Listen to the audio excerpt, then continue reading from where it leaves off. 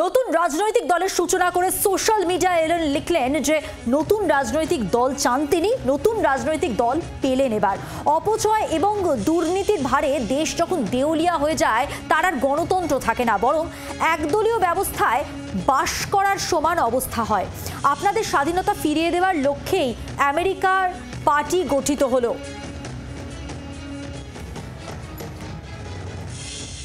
Elon Musk তিনি এবার নতুন রাজনৈতিক দলের সূচনা করে সোশ্যাল মিডিয়ায় এলন মাস্ক লিখলেন যে নতুন রাজনৈতিক দল চান, নতুন রাজনৈতিক দল পেলেন।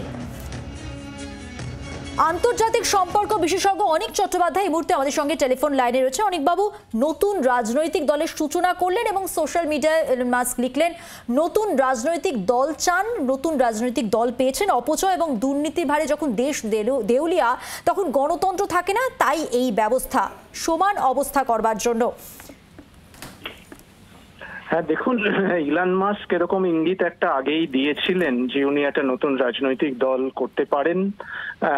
ট্রাম্পের সাথে ওনার যে বিরোধ হয়েছিল তখনই এরকম উনি একটা ইঙ্গিত দিয়েছিলেন। এবং আমেরিকায় তো মোটামুটি ভাবে দ্বিদলীয় ব্যবস্থা, রিপাবলিকান এবং ডেমোক্র্যাট এই দুটো দলেরই প্রাধান্য।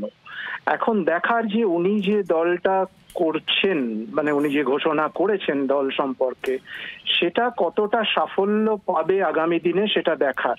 তবে আমাদের মনে রাখতে হবে ইলন মাস্ক কিন্তু একজন ধনকুবের এবং আমেরিকার রাজনীতিতে মানে এই লবিং এর পেছনে বা অন্যান্য কারণে অনেক পয়সা কড়ি প্রত্যক্ষভাবেই সেখানে থাকে, যুক্ত থাকে।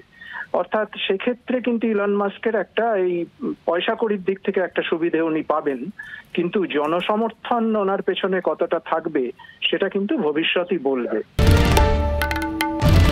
বাংলার আওয়াজ, বাঙালির আবেগ, জি 24 ঘন্টা।